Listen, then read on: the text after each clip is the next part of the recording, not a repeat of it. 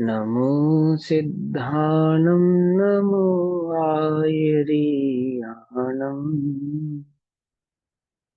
नमो वज्झायाणं नमो लोये सवसाहुणम्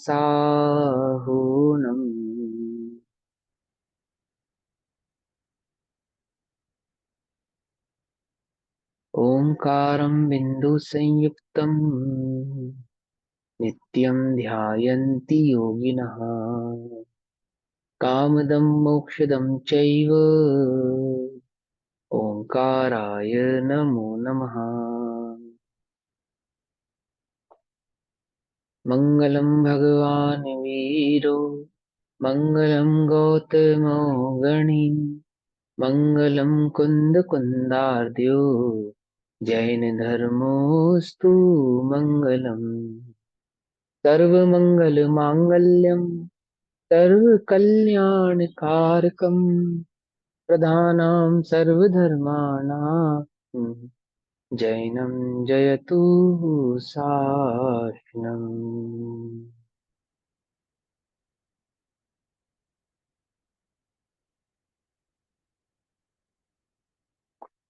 नमः समयसाराय स्वानुभूत्य चिकासते चित्स्वभावाय भावाय सर्वभावान्तरच्छिदे।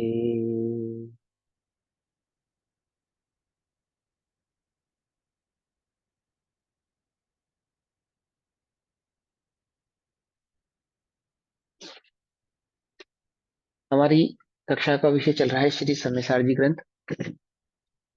और श्री सम्यसार जी का स्वाध्याय हम सभी आचार्य अमृत चंद्र देव द्वारा रचित आत्मख्याति टीका के माध्यम से कर रहे हैं। इस स्वाध्याय में अभी तक हमारी कर्ता क्रम अधिकार में गाथा नंबर 85 की चर्चा चल रही थी, है ना। गाथा नंबर 85 का स्वाध्याय हम कर रहे थे, जिसका हमने गाथार्थ और टीका इनको पढ़ा है। भावार्थ को आज हमें पढ़ना है।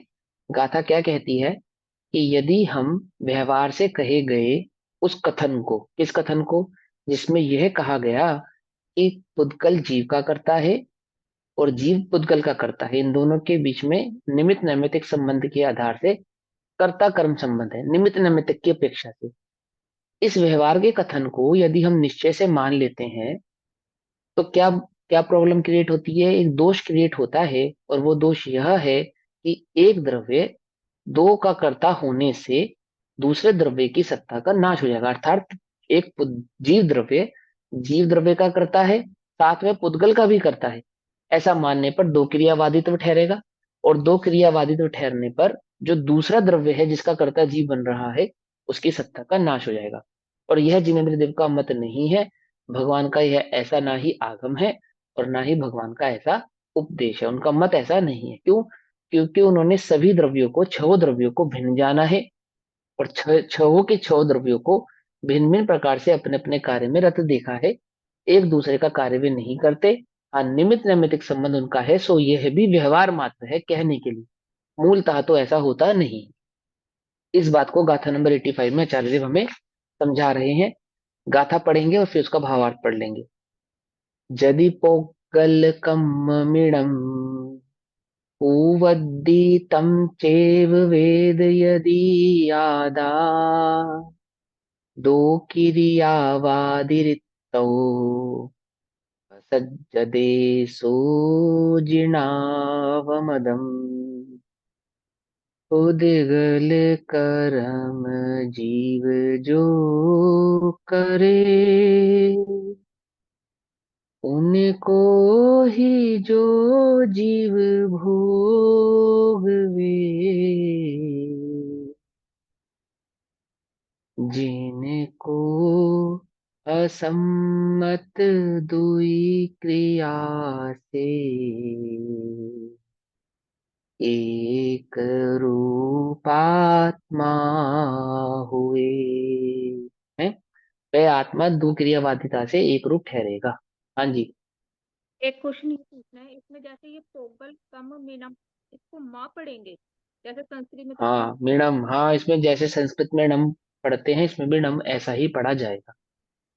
ठीक है। हम माँ पढ़ेंगे, लास्ट में ड़ के ऊपर जो डॉट है।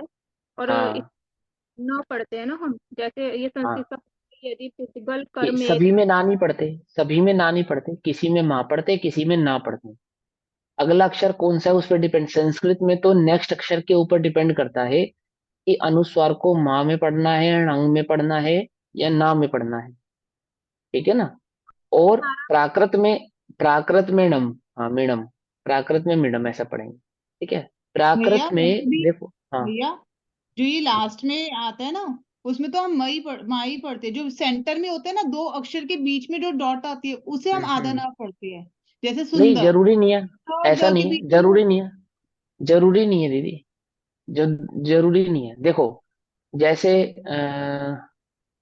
दो शब्द हैं, मेरे को शब्द ध्यान नहीं आ रहा, एक में माँ भी है बीच के शब्द में, एक में ना भी है, मैं नाम अक्षर भूल गया एकदम से। शंख एक शब्द है शायद, और संबंध। संबंध नहीं, उसमें डॉट, डॉट होना चाहिए, संबंध भी कह सकते हैं लेकिन उसमें माँ भी लिखते हैं कुछ लोग आधा। संबंध में आधा माँ अनुस्वार आता में, है तो हाँ डॉट आती है संबंध हाँ, में भी। तो तो स के अनुस्वार जो ऊपर है, डॉट आएगी उसमें, जो स है ना हाँ उसके ऊपर डॉट आएगी। अगर अगर हम सुंदर लिखेंगे ना, तो स और द हाँ के बीच में डॉट आएगी। हाँ हाँ, वो कोई बात नहीं, सुनो मेरी बात। जो ऊपर जो दो शब्दों के बीच में जब डॉट आती है, और एक शब्द के आखिरी में जो डॉट आती है, शब्द खत्म होने के बाद अंत में जो डॉट आती है, यहाँ पे बात चल रही है शब्द खत्म होने के बाद अंत में जो ऊपर डॉट आती है उसकी। तो प्राक संस्कृत में तो व्याकरण के अनुसार उसमें वो दो प्रकार के उच्चारण होते हैं, बल्कि तीन प्रकार के उच्चारण होते हैं, ना भी होता है, म भी होता है, और अंग ऐसा भी होता है। ठीक है ना। कुछ लोग नमो अरिहंताणंग ऐसा पढ़ते हैं, कुछ लोग नमो अरिहंताणम ऐसा भी पढ़ते हैं। समझ में आई बात। और यहाँ पे जैसे लिखा है पोगल कम मृणम, प्राकृत भाषा में क्या है कि संस्कृत के बहुत ज्यादा मतलब व्याकरण के बहुत ज्यादा रूल लागू नहीं होते इसके ऊपर। प्राकृत भाषा में कोई खास व्याकरण नहीं है, एकदम साधारण और सिंपल भाषा है, कोई बहुत समृद्ध व्याकरण इसकी नहीं है। तो इसमें तो क्या है, जर्नली जो अंतिम शब्द होता है उस पे जो अनुस्वार होता है, अंतिम बिंदु, उसको माँ में ही उच्चारित करते हैं सभी में। ठीक है ना। पौगल कम्मिणम कुवद्दीतम चैव वेद यदि आदा। ठीक है ना, लेकिन संस्कृत में थोड़ा अंतर है। हाँ, तो हम क्या पढ़ रहे थे, जैसे इदम, नीचे लिखा ना इदम संस्कृत में, इदम, है ना। उद्गल कर्मेदन, अब ये दन करोति तच्चैव वेदयते आत्मा। प्राक संस्कृत में माँ भी होता है, ना भी होता है, अगला अक्षर कौन सा है उस पर डिपेंड करता है। जो शब्द के बाद अगला अक्षर है उस पर डिपेंड करता है कि क्या उसको पढ़ना है, और बिल्कुल अंत में है, एकदम अंत में, तो माँ ही उच्चारित होगा, अन्य कुछ उच्चारित नहीं होगा। अब वो व्याकरण है, आप पढ़ ही रहे हैं संस्कृत, वहां अपने टीचर से पूछना इस क्वेश्चन को, वो आपको बताएंगे। मेरी जो त्रुटि हो तो मुझे भी बताना, आप आपके द्वारा मुझे भी सीखने को मिलेगा, है ना। एक दूसरे से सीखेंगे। अब ऐसा समझते हैं, पेज नंबर 80, गाथा नंबर 85 हमने पढ़ी, इसका हम क्या पढ़ेंगे, भावार्थ पढ़ेंगे।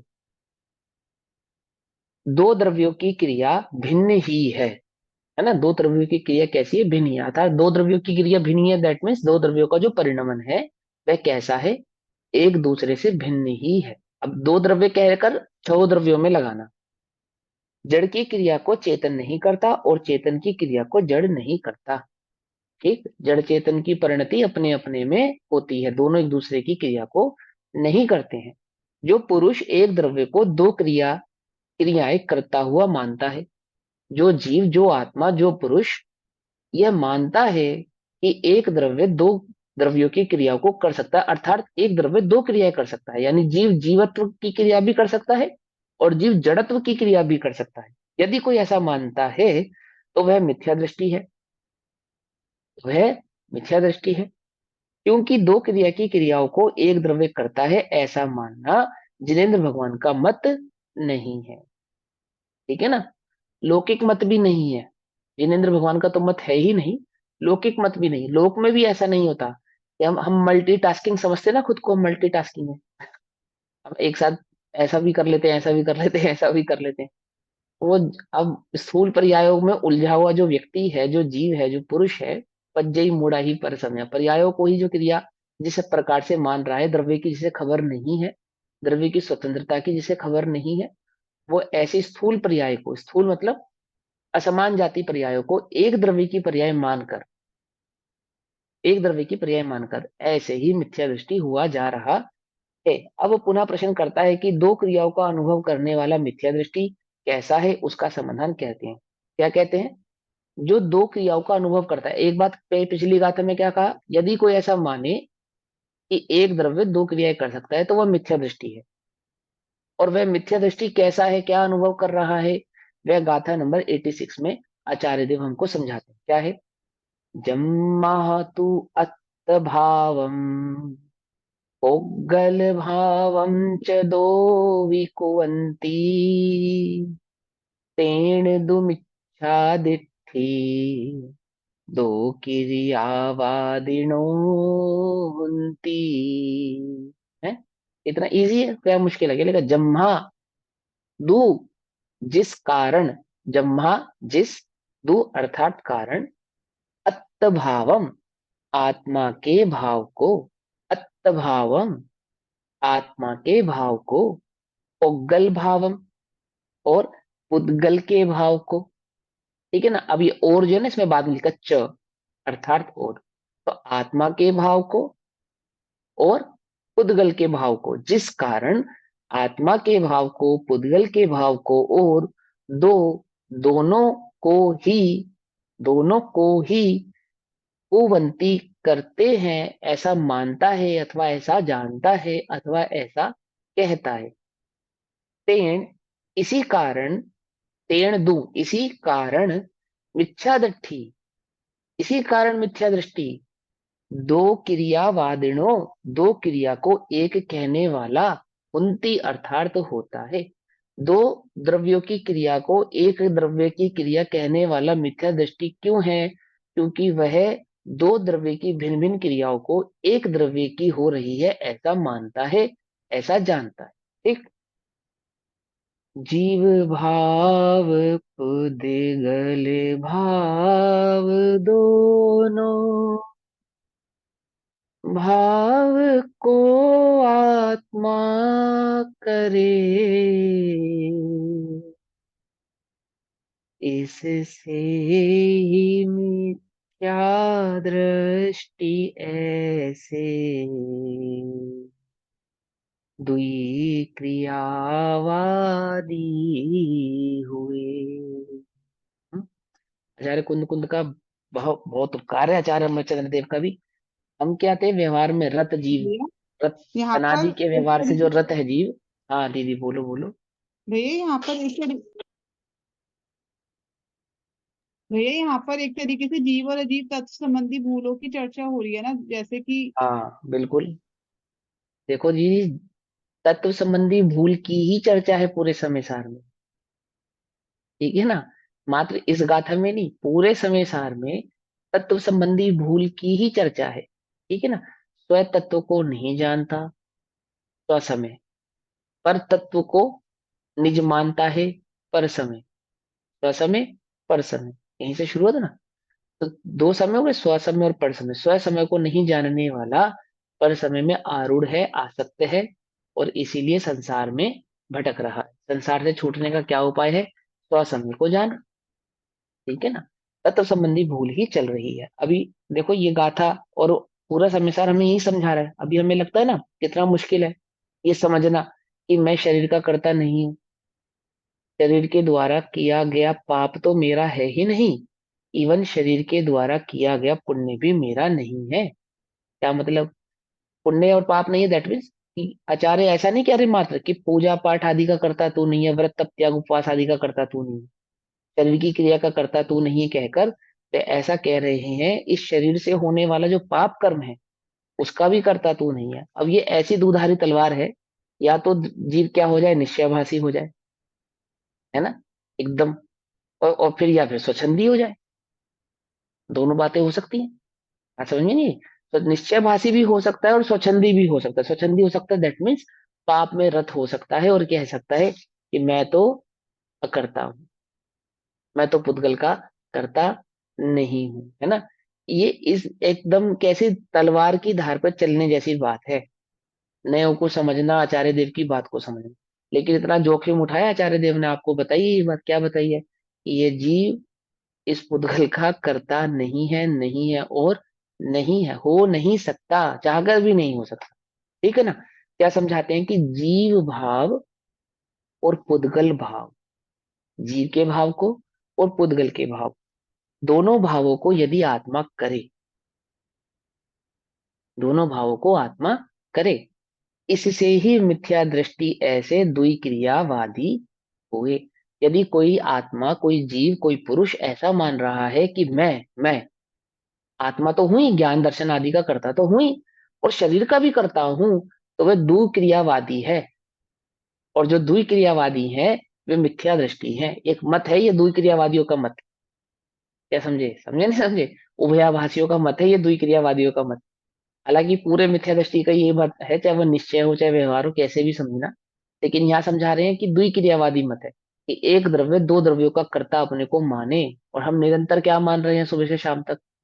नींद में भी हम क्या मान रहे हैं? क्या लगता है हमें?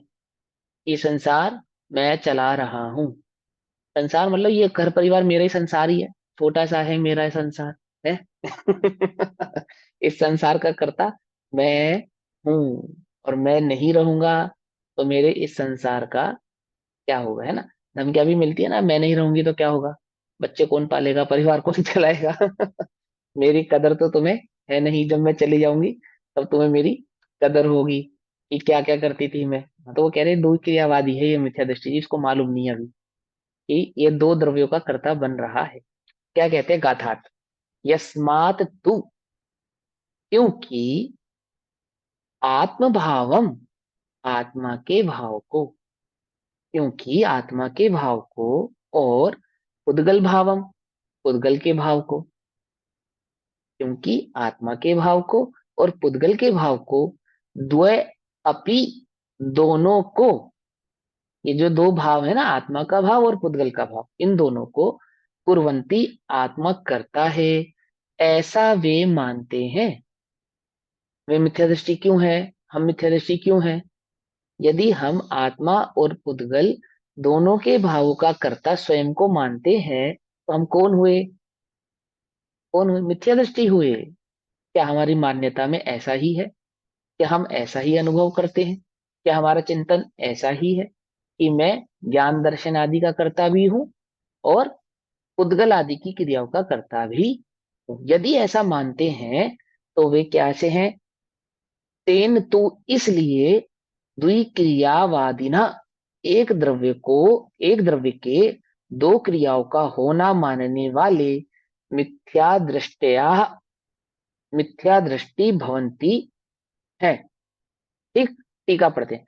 निश्चय से, फिर वही बात, निश्चय से अर्थात वस्तु स्वरूप से देखा जाए तो, यदि वस्तु को देखा जाए, वस्तु को समझा जाए, द्रव्य को अनुभव किया जाए, तो क्रियावादी अर्थात एक द्रव्य को दो क्रिया मानने वाले यह मानते हैं कि आत्मा के परिणाम को, आत्मा के परिणाम को दैट मीन्स आत्मा के ज्ञान दर्शन चारित्र आदि को, है ना। यहाँ पे ज्ञान की मुख्यता से लेंगे कि ज्ञान का कर्ता आत्मा।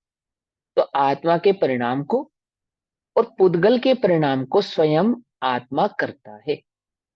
यदि निश्चय से ऐसा कोई माने, क्या माने कि द्विक्रियावादी अर्थात एक द्रव्य को दो क्रिया मानने वाले यह मानते हैं कि आत्मा के परिणाम को और पुद्गल के परिणाम को एक आत्मा करता। मैं अपना कार्य तो करता ही हूं और शरीर का कार्य भी मैं करता हूं। अपना कार्य तो मैं करता ही हूं और साथ में द्रव्य कर्म का करता भी मैं हूं। अपना कार्य तो मैं करता ही हूं, साथ में भाव कर्म का करता भी मैं हूं। पकड़ में ही बात, नहीं पकड़ में, है ना।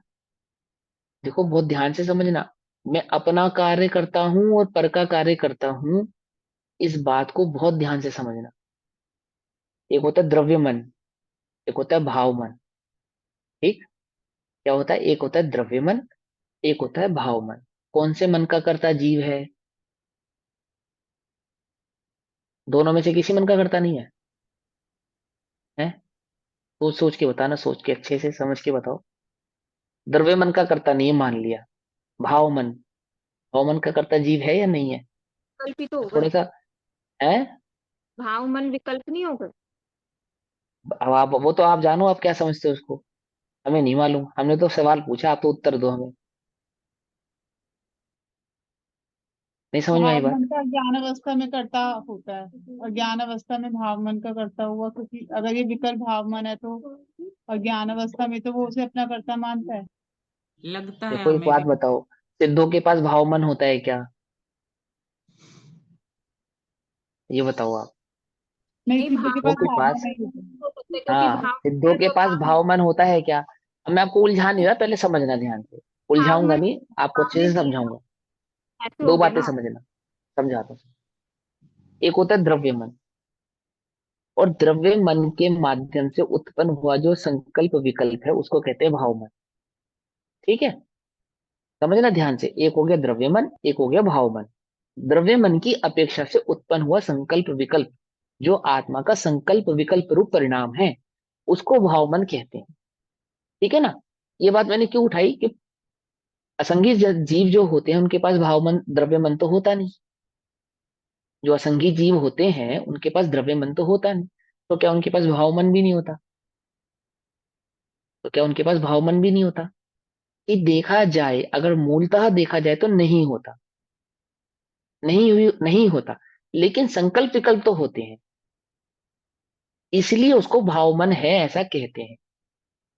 अभी बात समझ में आई? तो जब जीव संघी पंचेंद्रिय पर्याय में होता है, तो संघी पंचेंद्रिय पर्याय में द्रव्य मन के निमित्त से उत्पन्न होने वाला जो संकल्प विकल्प है उसको भावमन कहते हैं। दो बातें समझ में आ गई ना? अब थोड़ा सा और थोड़ा सा सूक्ष्म करते हैं कि वह जो संकल्प और विकल्प है उसमें जो ज्ञान है उसका कर्ता आत्मा है, और उसके अलावा जितना भी विकल्पात्मक भाव है, संकल्पात्मक भाव है, उसका कर्ता आत्मा नहीं।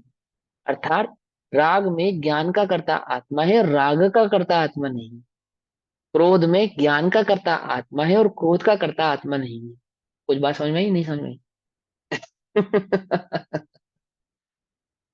सबके चेहरे ऐसे हो गए क्वेश्चन मार्क जैसे, क्या कह रहे हो भैया?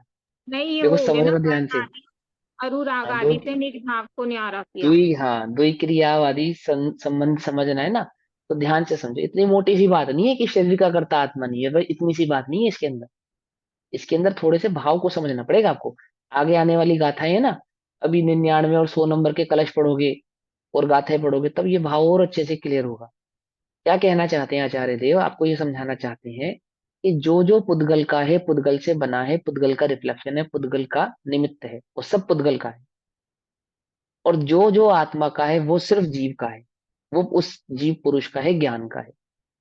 तो जब जीव को क्रोध उत्पन्न हुआ, तो क्रोध जीव का है क्या? क्रोध, क्रोध का जो परिणाम है, क्या हम उसको जीव का माने? तो आचार्य कहते हैं देखो भाई सुनो, सीधी सीधी बात, ये क्रोध में ज्ञान मिला हुआ है। मुर्दा क्रोध करता है क्या? कि बोले नहीं करता। जो जो अजीब वस्तु हैं क्या वो क्रोध करती हैं क्या? कि बोले वो तो नहीं करती। तो बोले जीव क्रोध करता है क्या?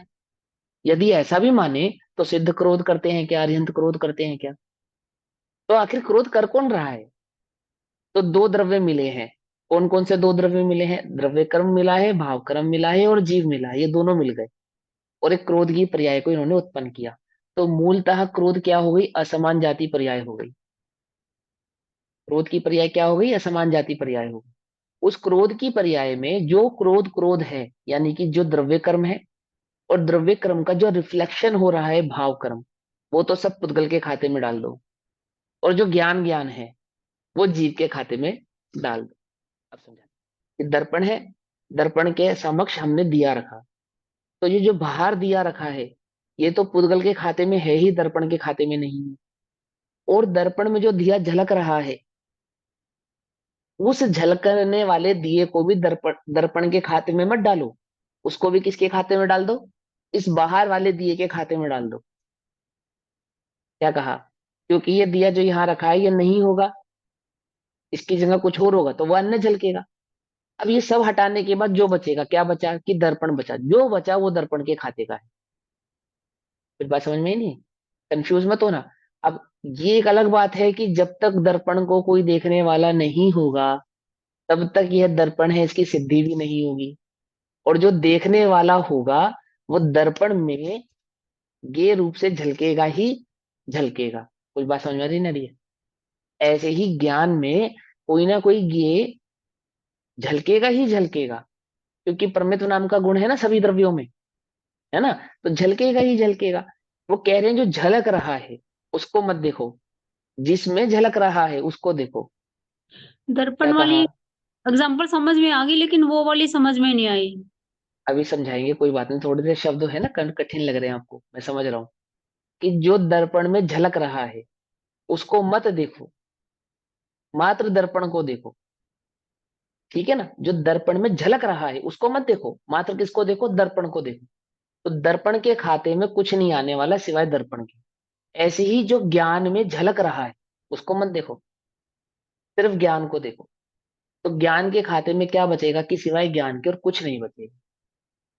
जो जो कुछ आपने नहीं देखा वो सब का सब पुद्गल के खाते में चला गया। कुछ बात समझ में? कि जब ज्ञान का अनुभव होगा तो क्रोध का अनुभव नहीं होगा। आत्मा की सत्ता में अनंत कर्म मौजूद होंगे, उसी समय होंगे, परंतु अनुभव में नहीं आएंगे। अनुभव में तो एक ज्ञान ही आएगा। कुछ बात समझ में आई या नहीं समझ में आई? अनुभव में क्या आएगा? अनुभव में एक ज्ञान ही आने वाला है, अन्य कुछ अनुभव में आने वाला नहीं। ज्ञान पर को जाने ये अलग बात है, परंतु ज्ञान पर का अनुभव करे ये अलग बात है। जब हम ज्ञान का अनुभव करेंगे, इस चैतन्य का अनुभव करेंगे, इस आत्मा का अनुभव करेंगे, तो क्या उस अनुभव में आत्मा की सत्ता में पड़े हुए क्रोध आदि भाव भी अनुभव में आएंगे? बोलो, नहीं आएंगे। क्यों नहीं आएंगे? क्योंकि वह ज्ञान नहीं है। मात्र जो ज्ञान है सिर्फ उसका ही अनुभव होने वाला है। जैसे जैसे आप कई बार दाल खाते हो, सब्जी खाते हो, भोजन करते हो, कंकड़ आ जाता है भोजन में, तो कंकड़ का बिल्कुल भिन्न अनुभव हो जाता है या नहीं हो जाता? दाल का अनुभव भिन्न और कंकड़ का अनुभव भिन्न, ऐसा हो जाता है या नहीं हो जाता? कैसे हो जाता है बोलो? कैसे कर लेते हो आप? कि कंकड़ की जाति स्वयं ही अपने को प्रकाशित प्रदर्शित कर रही है कि वह इस भोजन का पार्ट नहीं है। नहीं है, फिर क्या करते हो? फिर भोजन एक तरफ करते हो या कंकड़ को एक तरफ करते हो? कंकड़ को एक तरफ करते हो। और आनंद किसका लेते हो, कंकड़ का या भोजन का? भोजन। कुछ बात समझी? कि भोजन करते समय भोजन का आनंद लेते हैं और उसमें यदि बीच में कंकड़ आता है तो कंकड़ को भोजन समझ के ग्रहण नहीं करते, तुरंत क्या कर देते हैं? उसको अलग कर देते हैं, भिन्न कर देते हैं। इसी प्रकार से ज्ञानी ज्ञान का वेदन करते हैं, और उस ज्ञान में जैसे ही कोई संकल्प विकल्प, क्या कहा, बीच में घुसता है, तो तुरंत क्या कर देते हैं? उसे क्या कर देते हैं? अलग कर देते। छठे सातवें में क्या हो रहा है? भोजन में कंकड़ आ रहा है बस। नहीं समझे? छठे सातवें गुणस्थान में क्या हो रहा है? कंकड़ आ जाता है। जब कंकड़ आता है तो कुछ समय के लिए रुकना पड़ता है, कंकड़ को छाट के अलग करना पड़ता है, फिर ज्ञान का वेदन करने लगते हैं। फिर उसमें कंकड़ आता है, और मिथ्या दृष्टि क्या कर रहा है? वो ज्ञान का वेदन ही नहीं कर रहा, वो तो कंकड़ों का ही वेदन कर रहा है। क्या कर रहे हैं? कुछ बात समझे? उसे तो अभी भोजन का स्वाद ही नहीं हुआ ना, तो कंकड़ को ही भोजन मान के उसका ही ग्रहण कर रहा है, उसको ही स्वाद कर रहा है। लेकिन जब वह ये भिन्न जानता है, जब इसको यह अनुभव होता है कि ज्ञान भिन्न है और अन्य द्रव्य भिन्न है, पुद्गल द्रव्य भिन्न है, तो जब दो जातियों का ज्ञान होता है, प्रकाश होता है, उद्दीप्तमान होता है, प्रफुल्लित होता है, उद्यात होता है, सूर्य की तरह चमकता है, ऐसा आचार्य देव जो आपको बताते आ रहे हैं। आरी चलती है करतर की भांति, जो उसको भिन्न करता है, तो ज्ञान का वेदन भिन्न करता है और पुद्गल को भिन्न जानता है। तो ज्ञान में उत्पन्न होने वाला जो विकल्प है, ज्ञान में उत्पन्न होने वाला जो संकल्प है, चाहे वह राग रूप है, चाहे वह क्रोध रूप है, चाहे किसी अन्य रूप है, चाहे वह मंद राग रूप है, चाहे वह तीव्र राग रूप है, वो सारा का सारा पुद्गल के खाते में जाने वाला है। क्योंकि एक ज्ञान के वेदन में ये सब आने वाले नहीं है, एक चैतन्य के वेदन में यह सब आने वाले नहीं है। उसका वेदन वे चैतन्य करता नहीं है, उनको चैतन्य भोगता नहीं है। जानता है, इसका निषेध नहीं किया उन्होंने, परंतु ना उसका वेदन करता है, ना उसका भोग करता है, ना ही उसका अनुभव होने वाला है। एक ज्ञान मात्र का ही अनुभव होने वाला है। दो द्रव्यों के बीच की भिन्नता को समझा रहे हैं। और जब कोई जीव ये माने कि इस विकल्प का अथवा इस क्रोध का, इस मान का कर्ता मैं हूं, यदि वो ऐसा मान रहा है तो क्या कर रहा है, वो ज्ञान का अनुभव नहीं कर रहा। एक बात। और द्वि क्रियावादी है वो, कि वो ये मानता है कि ज्ञान का कर्ता भी मैं हूं और क्रोध का कर्ता भी मैं हूं, ज्ञान का कर्ता भी मैं हूं और संकल्प विकल्प आदि का कर्ता भी मैं हूं। आप अपने विकल्पों से परेशान हो? हाँ, आचार्य कह रहे मत हो, तुम इनके कर्ता नहीं हो। ये सब पुद्गल के हैं। तू तो एक ज्ञान का अनुभव कर, तू एकमात्र ज्ञान का करता है, पुद्गल का करता नहीं। तू व्यर्थ ही दुखी हुआ जा रहा है। हे भगवान मेरे विकल्प, हे भगवान ये विकल्प, हे भगवान ये विकल्प, मैं कब इन विकल्पों को छोड़ूंगा, कब ये मेरे विकल्प रुकेंगे? आज तो इन विकल्पों को मैं रोक दूंगा। कैसे रोक दूंगा? आंख मूंद लूंगा, पद्मासन लगा लूंगा, हाथ पे हाथ रख के बैठ जाऊंगा और नियम ले लूंगा। क्या नियम ले लूंगा? कि इन विकल्पों को हटाकर ही मानूंगा। अरे मूर्ख, जो ऐसा मानता है कि मैं ज्ञान का कर्ता भी हूं और पुद्गल का कर्ता भी हूं, वो द्विक्रियावादी है। कर्ता बन रहा है ना तू, उनके होने का भी कर्ता बन रहा है और उनको रोकने का भी कर्ता बन रहा है। कुछ बात समझ में नहीं आ रही? कुछ समझ में आया? नहीं समझ में आया? द्विक्रियावादी है वो, जो इस चिंता में डूबा हुआ है कि मैं इन विकल्पों को कैसे रोकूं। नरकों में नरकों के प्रमाण ही विकल्प आते हैं, स्वर्गों में स्वर्ग प्रमाण विकल्प आते हैं। समझ में आई बात? मनुष्य गति में मनुष्य गति के प्रमाण विकल्प आते हैं, त्रिनंज गति में त्रिनंज गति के प्रमाण विकल्प आते हैं, स्त्रियों को स्त्रियों के समान, पुरुषों को पुरुष के समान विकल्प आते हैं, बच्चों को बच्चों जैसे विकल्प आते हैं, बुजुर्गों को बुजुर्ग जैसे विकल्प आते हैं। कुछ बात समझ में नहीं समझ में आई? तुमने कभी देखा 90 साल का बुजुर्ग एकदम से उठ के और तो जी से दौड़ पड़ा और तुमने पूछा रे ये क्या हुआ बाबूजी? कि वो मैं भूल गया था कि मैं 90 साल का हूँ, मुझे लगा मैं 12-13 साल का हूँ। क्या? प्राप्त पर्याय में तन्मय, ऐसा तन्मय है, इतना तन्मय है कि जैसे जैसे देह की स्थिति होती है, अवस्था होती है, उस स्थिति उस अवस्था को अपनी मानता है, इतना तन्मय हो जाता है। तन उपजत अपनी उपज जान, तन नशत आपको नाश मान।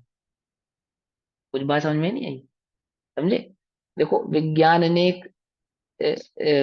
एक वो की रिसर्च, उसने रिसर्च में ये कहा कि मनुष्य के पास इतनी शक्ति है, क्या 102 103 बुखार हो, उससे उठा भी ना जाए बिस्तर में से, और उसके पीछे तुम कुत्ता छोड़ दो, है तो वो ऐसा दौड़ेगा जैसे कोई स्वस्थ व्यक्ति दौड़ता है। समझे नहीं समझे? एकदम से उसमें जान आ जाएगी। तो कहाँ से आ गई वो जान उसके अंदर? कि उसके संकल्प में ये जान है, ऐसा विज्ञान ने कहा। हम यहाँ ये समझाना चाहते हैं, मूलतः जान देह में या संकल्प या विकल्प में नहीं है। वो जो उपयोग है ना, उपयोग, वो तो इस पुद्गल से सदैव भिन्न ही है, जानदार ही है। क्या कहा? वो उपयोग तो सदैव जानदार ही है। बस ये उसमें इतना तन्मय हुआ है, उस पर्याय में इतना तन्मय हुआ है, इतना तन्मय हुआ है कि जैसे जैसे पर्याय का परिणमन होता है, तैसे तैसे अपने को उस रूप ही मानने लगता है। स्त्री पर्याय में जन्म हुआ तो ऐसा ही अनुभव कर रहा है कि मैं स्त्री ही हूं, और पुरुष पर्याय में जन्म लेकर ऐसा ही अनुभव करता है कि मैं पुरुष ही हूं। क्या मानता है? इन परिणामों का कर्ता स्वयं को मानता है, ये परिणाम मेरे हैं, मेरे हैं। उत्तम ब्रह्मचर्य के धारी मुनिराज क्या अनुभव करते हैं? अपने को स्त्री अथवा पुरुष अनुभव ही नहीं करते। क्या अनुभव करते हैं अपने को?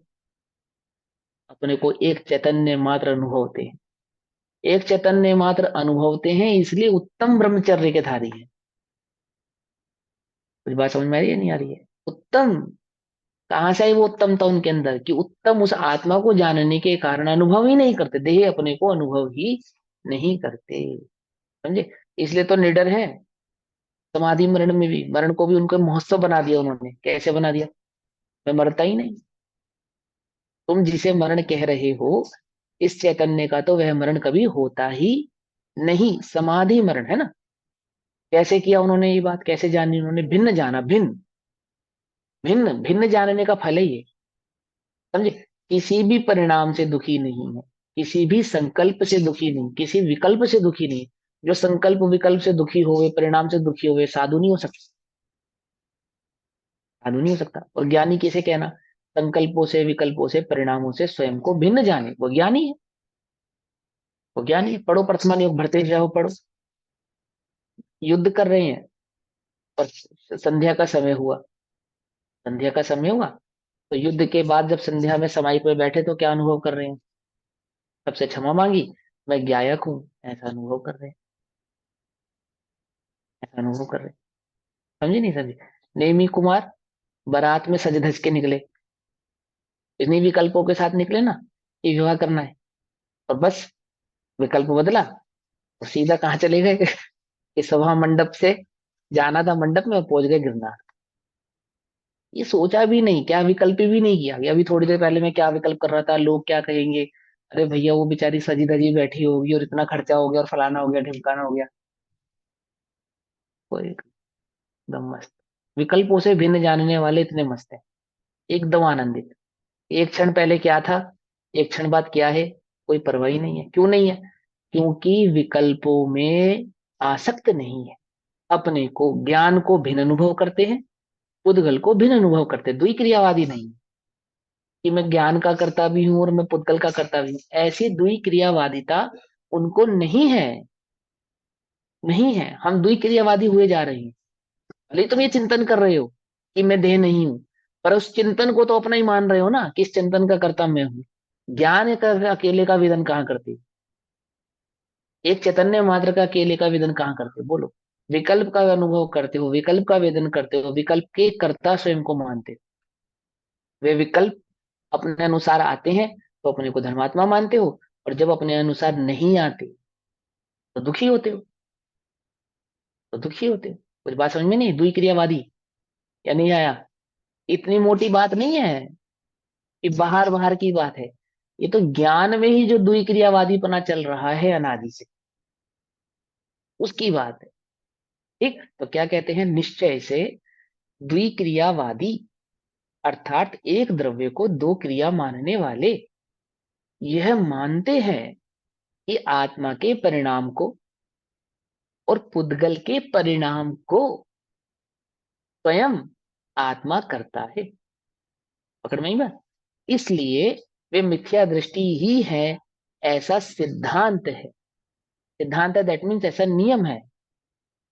यही नियम है मिथ्या दृष्टि होने का। क्या नियम है? कि यही एकमात्र नियम है कि जो एक द्रव्य की क्रिया को दूसरे के का कर्ता माने, एक को दो द्रव्यों की क्रिया का कर्ता माने, यही नियम है। ये कैसे जाना? वे दो की भिन्नता को नहीं जानता ना, इसलिए दो को एक को दो का कर्ता मान रहा है। और कैसा मान रहा है कि दो है और मैं एक का करता हूं, ऐसा तो मान ही नहीं रहा। दो को एक ही मान रहा है। इसका मूल मिथ्यात्व तो यह है। यदि दो को दो जाने तो क्रिया में भी द्वैतवाद आ जावे, अपने आप ही आ जावे। लेकिन है ही नहीं ना, वहां तो दो जानता ही नहीं है। एक द्रव्य के द्वारा दो क्रिया के परिणाम किए गए प्रतिभाषित ना हो। जैसे कुम्हार घड़े की उत्पत्ति में अनुकूल अपने इच्छा रूप और हस्त आदि की क्रिया रूप, यानी कुम्हार इच्छा करता है घड़ा बनाने की और उस रूप क्रियान्वित करता है अपने हाथ पैर आदि से, उस कार्य को करने में लग जाता है। व्यापार परिणाम को, जो कि अपने से भिन्न है और अपने से अभिन्न परिणाम मात्र क्रिया से किया जाता है, उसे करता हुआ प्रतिभाषित होता है। परंतु घड़ा बनाने के अहंकार से, परंतु ये तो भिन्न ही दिख रहा है ना कि घड़ा भिन्न है और कुम्हार भिन्न है, इसमें तो कोई बात ही नहीं, ये तो स्पष्ट नजर आ रहा है। लेकिन उसको क्या अहंकार है कुम्हार को?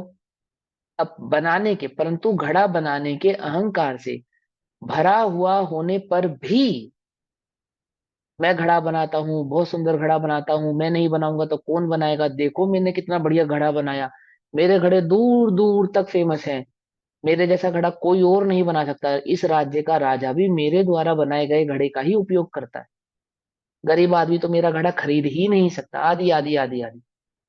ठीक, तो क्या कहा उसने? इस प्रकार के अहंकार से भरा हुआ होने पर भी वह कुमार अपने व्यापार के अनुरूप मिट्टी के घट परिणाम को, जो कि मिट्टी से अभिन्न है और मिट्टी से अभिन्न परिणति मात्र क्रिया से किया जाता है, उसे करता हुआ प्रतिभाषित नहीं होता। क्या कहते हैं? कि यह कुमार घड़ा बनाता हुआ प्रतिभाषित होने पर भी स्वयं घड़े रूप परिणमित होता हुआ किसी को भी प्रतिभाषित नहीं होता, ये बात तो बिल्कुल स्पष्ट है। लेकिन वो किस अहंकार से भरा हुआ है कि इसको मैंने बनाया, मैं नहीं बनाऊंगा तो कौन बनाएगा, मेरे द्वारा बनाया गया है, इतना सुंदर है, आदि आदि आदि। इस घड़े का कर्ता मैं हूं। और पिछली गाथों में स्पष्ट कर चुके हैं कि कुम्हार घड़े का कर्ता नहीं है। घड़े का कर्ता कौन है? मिट्टी, है ना। सुनार आभूषण का कर्ता नहीं है। आभूषण का कर्ता कौन है? स्वर्ण। स्वर्ण स्वयं है ना। स्वर्ण के आभूषण का कर्ता स्वर्ण स्वयं। अब तुम्हें आभूषण बनाना होगा तो किसके पास जाओगे? सुनार के पास या स्वर्ण के पास?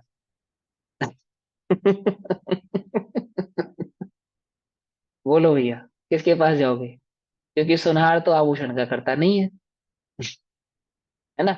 ऐसा कोई तर्क पांचों करे, समय का होना जरूरी है ना। हाँ ऐसा कोई तर्क करे तो वह पांचों समयों को नहीं जानता है। दूसरी बात कि सुनहार पुरुषार्थी है सुनहार पने का। सुनहार का उपादान सुनहार में रहता है और स्वर्ण का उपादान स्वर्ण में रहता है। जब स्वर्ण आभूषण में निर्मित होता है तो सुनहार उसमें निमित्त होता है, और सुनहार जब स्वर्ण को आभूषण में निर्मित करता है तो स्वर्ण सुनहार के लिए निमित्त होता है।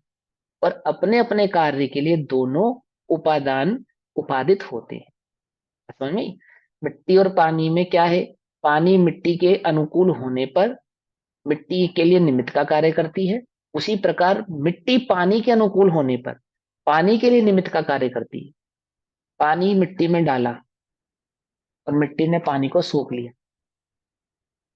पानी को पीने में निमित्त मिट्टी हुई।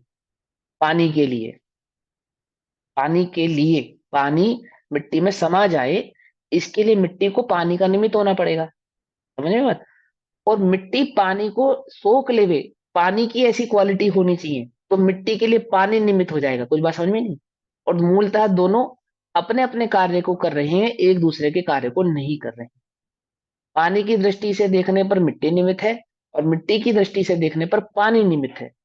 और यदि मात्र पानी पानी को देखा जाए तो पानी के अंदर अपनी उपादान योग्यता है और मिट्टी के अंदर अपनी उपादान योग्यता है। बात समझ में आई? नहीं समझ में आई? उस पानी की जगह किसी अन्य द्रव्य को डालेंगे तो नहीं मिली मिश्रित होगा, वो अलग ही भिन्न भिन्न दूर तक ही नजर आएगा। पानी की जगह कोई और अन्य पदार्थ को डालने पर, है ना, मिट्टी घड़े रूप परिणमित नहीं होगी। तेल से घड़ा बनाया जा सकता है? मिट्टी की जगह तेल से मथा जाए पानी को, तो मिट्टी को पानी की जगह तेल से मथा जाए और फिर घड़ा बनाया जाए। बोलो कि अनुकूल निमित्त, अनुकूल निमित्त, पकड़ में ही बात। निमित्त कौन से? निमित्त भी कौन कहलाते हैं? जो अनुकूल जान पड़ते हैं। जो अनुकूल नहीं जान पड़ते वे निमित्त भी नहीं कहलाते। समझ में आई बात? तुम्हें दुखी करने में निमित्त कौन है? जो तुम्हें दुखी कर पाते हैं।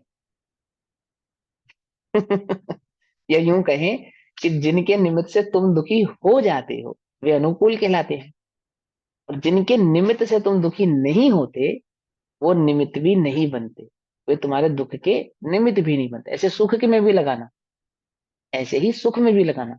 और ऐसा ही होता है, नया कपड़ा सुख देने में निमित्त होता है, वही कपड़ा पुराना हो जाने पर सुख नहीं देने में निमित्त हो जाता है ना। जब नया नया लाए और पहनकर जाना हुआ तो कितना आनंद आया। उसी कपड़े को चौथी पांचवी छठी बार फिर पहनकर जाना पड़े तो नहीं आनंद आता। अब वही कपड़ा जो सुख का निमित्त था, अब वही कपड़ा किसका निमित्त हो जाता है? गुरु जी तो और अच्छा उदाहरण देते हैं, एक रसगुल्ला खाए तो पुण्य का उदय, और दो रसगुल्ला खाने मिले तो कितने पुण्य का उदय? तो दुगना पुण्य का उदय। और 100 रसगुल्ले खाने पड़े तो 100 गुना पुण्य का उदय। क्यों? ऐसा ही है ना। कि नहीं नहीं नहीं भैया, वो तो पाप का उदय। तो इससे समझ में आता है कि रसगुल्ला पुण्य का उदय नहीं है। वो तुम्हें जब तक अनुकूल भाषित होता है तब तक पुण्य का उदय, और जैसे ही तुम्हें वो प्रतिकूल भाषित होने लगा तो वही पुण्य तुम्हारे पाप में कन्वर्ट होने लगा। पकड़ में ही बात? ऐसे ही यहाँ समझाते हैं कि वो निमित्त नैमित्तिक संबंध में क्या समझाते हैं हमें, कि वह कुमार अपने व्यापार के अनुरूप मिट्टी के घट परिणाम को, मिट्टी के घट परिणाम को यानी कि मिट्टी जो घड़े रूप परिणमित हो रही है, जो कि मिट्टी से अभिन्न है। घड़ा मिट्टी से कैसा है? अभिन्न है। और मिट्टी से अभिन्न परिणति मात्र क्रिया से किया जाता है, उसे करता हुआ, करता हुआ प्रतिभासित नहीं होता, अर्थात कुम्हार मिट्टी रूप होता हुआ प्रतिभासित नहीं होता, घड़े रूप होता हुआ प्रतिभासित नहीं होता, दोनों भिन्न ही प्रतिभासित होते हैं। इस प्रकार आत्मा भी, अब ध्यान से समझना जो हमने आपको ब्रीफ किया थोड़ी देर पहले, इसी प्रकार आत्मा भी अज्ञान के कारण, अज्ञान क्या है आत्मा की, द्वैत नहीं जानता, दो द्रव्यों को दो नहीं जानता, ये अज्ञान है। दो द्रव्यों को भिन्न नहीं जानता, ये अज्ञान है। दो द्रव्यों के अपने अपने स्वरूप को नहीं जानता, ये अज्ञान है। समझ में? अज्ञान के कारण छोटे बच्चे ना बिजली के बोर्ड में उंगली देने लगते हैं, है ना, क्यों देते हैं? अज्ञान के कारण। जिस जिस दिन झटका लग जाता है उसके बाद नहीं देते, उस कमरे में भी नहीं जाते। क्यों? ज्ञान के कारण। ज्ञान आ जाता है उनको, अरे भैया इसको छूने से तो करंट लगता है। और फिर जब वो जो शैतानी करता है तो माँ कहती है डालू तेरी उंगली इसमें, वो घबराने लगता है, अरे भैया नहीं नहीं नहीं। समझे ना, क्योंकि उसको झटका लग चुका ना एक बार। अज्ञान था तब तक, उसमें उसको जानने की चेष्टा कर रहा था, लेकिन जैसे ही ज्ञान प्रकट हुआ तो उस उधर नहीं जाता। तो मिथ्या दृष्टि कब तक पुद्गल को अपना मानता है? जब तक पुद्गल को भिन्न नहीं जानता, पुद्गल की सत्ता को अपने से भिन्न नहीं जानता, उसके स्वरूप को नहीं जानता, तो अज्ञान के कारण।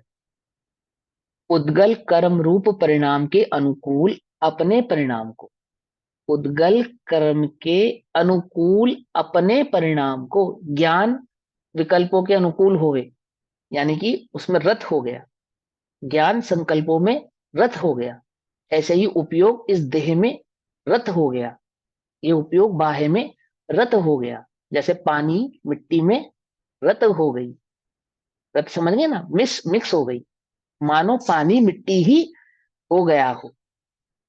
ऐसे ये उपयोग, ये ज्ञान मानो उदगल ही हो गया हो, एकम एक, दूध और पानी जैसे मिले हुए ना, दूध और पानी जैसे। तभी मुश्किल पड़ रहा था कि राग राग को क्या कर दो, उद्गल का कर दो, और राग में ज्ञान ज्ञान को आत्मा का कर दो। कितना मुश्किल लग रहा था। दूध में पानी डालो और फिर जो पानी पानी है उसे पानी का कर दो, और जो दूध दूध है उसे दूध का कर दो। मुश्किल लग रहा था, नहीं लग रहा था? ऐसे ज्ञान में जो राग मिला हुआ है दूध और पानी की तरह, उसमें ज्ञान ज्ञान का कर्ता मैं हूं और राग राग का कर्ता मैं नहीं हूं। विकल्पों में जो ज्ञान मिला हुआ है दूध और पानी की तरह, उसमें ज्ञान ज्ञान का कर्ता मैं हूं और विकल्प विकल्प का कर्ता मैं नहीं हूं। देखो कितना आसान है विकल्पों से छूटना, लेकिन कितना कठिन जान पड़ता है, कितना कठिन जान पड़ता है, बहुत मुश्किल। क्यों जान पड़ता है कठिन? क्योंकि आरी नहीं चलाई, जीव और पुद्गल के बीच की भिन्नता करने वाली भेद ज्ञान की आरी नहीं चलाई। पकड़ में बात? इसलिए कठिन जान पड़ता है। इस प्रकार आत्मा भी अज्ञान के कारण पुद्गल कर्म रूप परिणाम के अनुकूल अपने परिणाम को, जो कि अपने से अभिन्न है, अपना परिणाम कैसा है? अपने से अभिन्न है, अपना ज्ञान दर्शन अपने से अभिन्न है, और अपने से अभिन्न परिणति मात्र क्रिया से किया जाता है, उसे करता हुआ प्रतिभासित हो। समझ में बात? यानी आत्मा चैतन्य एकमात्र ज्ञान का ही कर्ता प्रतिभासित हो, जो कि इसे होता नहीं है, परंतु पुद्गल के परिणाम को करने के अहंकार से भरा हुआ होने पर भी, क्या कहा? पुद्गल के, है ना, समझे ना, संयोग उपयोग पुद्गल द्रव्य क्रम भाव क्रम नोक्रम आदि, इस सब को करने के परिणाम से भरा हुआ होने पर भी यह आत्मा अपने परिणाम के अनुरूप पुद्गल के परिणाम को, जो कि पुद्गल से अभिन्न है, पुद्गल का परिणाम कैसा है? वो पुद्गल से अभिन्न है। आत्मा का परिणाम आत्मा से अभिन्न है। पानी पानी पने से अभिन्न है, मिट्टी मिट्टी पने से अभिन्न है। पानी में मिट्टी मिला देने पर या मिट्टी में पानी मिला देने पर, वो एकमेक होते हुए दिखाई देने पर भी पानी अपने स्वभाव को नहीं छोड़ता और मिट्टी अपने स्वभाव को नहीं छोड़ती। दोनों एक दूसरे से कैसे हैं? भिन्न है और अपने अपने से अभिन्न है। और पुद्गल के से अभिन्न परिणति मात्र क्रिया से किया जाता है, उसे करता हुआ प्रतिभाषित ना हो। समझ में बात? नहीं समझ में? देखो वो कह रहे हैं कि पुद्गल की क्रिया, पुद्गल और जीव की असमान जाति पर्याय होती हुई दिखाई देने पर भी, जैसे मैं जीव और वाणी का कर्ता दिखाई देने पर भी, इस वाणी का कर्ता दिखाई देने पर भी जीव जीव ही है, ज्ञान का ही करता है, वाणी का करता नहीं है। वाणी वाणी ही है, पुद्गल की करता है, पुद्गल इसका कर्म है, पुद्गल के द्वारा किया गया है। पुद्गल इसका करता है, वाणी उसका कर्म है, पुद्गल के द्वारा किया गया है। तो ये दोनों कैसे हैं कि पुद्गल वाणी से अभिन्न है, अथवा वाणी इस पुद्गल से अभिन्न है, और ज्ञान आत्मा ज्ञान पने से अभिन्न है। दोनों एक दूसरे में व्यापक व्यापक होते नहीं है। भावार्थ, आत्मा अपने ही परिणाम को करता हुआ प्रतिभाषित हो, पुद्गल के परिणाम को करता हुआ कदापि प्रतिभाषित ना हो, और आत्मा की और पुद्गल की दोनों की क्रिया एक आत्मा ही करता है, ऐसा मानने वाले मिथ्या दृष्टि हैं। क्या है कि उसको दोनों की क्रिया अलग अलग भिन्न भिन्न प्रतिभाषित नहीं होती। क्या प्रतिभाषित होता है? जीव पुद्गल का कर्ता प्रतिभाषित होता है, और पुद्गल को जीव का कर्ता ऐसा प्रतिभाषित करता है। ठीक, ये भी आपको समझाने के लिए कह रहे हैं। मूलतः तो जीव और पुद्गल ऐसे दो भेद जानता ही नहीं है। जीव और पुद्गल दोनों को एक ही मान रहा है, और एक मानकर उसका कर्ता हो रहा है। ठीक, आत्मा की और पुद्गल की दोनों की क्रिया एक आत्मा ही करता है, ऐसा मानने वाले मिथ्या दृष्टि हैं। जड़ चेतन की एक क्रिया हो तो सभी द्रव्यों के पलट जाने से सबका लोप हो जाएगा, यह महादोष उत्पन्न होगा। एक जीव मात्र ही रह जाएगा छह द्रव्यों में, क्योंकि बाकी के छह तो अजीव ही हैं, और अजीव का कर्ता यदि ये जीव हो जाएगा तो उनकी सत्ता का क्या होगा? नाश हो जाएगा। तो सारे समस्त में फिर वही बात आ जाएगी, अद्वैतवादी, कि सब कुछ ब्रह्मा ही है, अन्य कुछ नहीं है। समझ में बात नहीं? वह अद्वैतवाद का संदर्भ सिद्ध होगा। और यहाँ पे द्वैतवादिता क्या है कि जीव भिन्न है और पुद्गल भिन्न है, जो ऐसे द्वैतपने को नहीं जानते हैं वे मिथ्या दृष्टि है, और दोनों द्रव्य भिन्न भिन्न अनुभव भिन्न भिन्न परिणाम के कर्ता प्रतिभाषित होते। अब इसी अर्थ का समर्थक कलश रूप काव्य कहते हैं। अब कलश नंबर 51 और 52, 53, 54, 55 सब एक साथ ही हैं। तो कलश नंबर 51, 52 ये हम कल पढ़ेंगे। तब तक के लिए सभी को जय जिनेन्द्र। ओम नमः सिद्धेभ्यः। निज निधि निज में बताई यह अनंत उपकार है, उसके लिए जिनवाणी माँ को वंदना शतबार।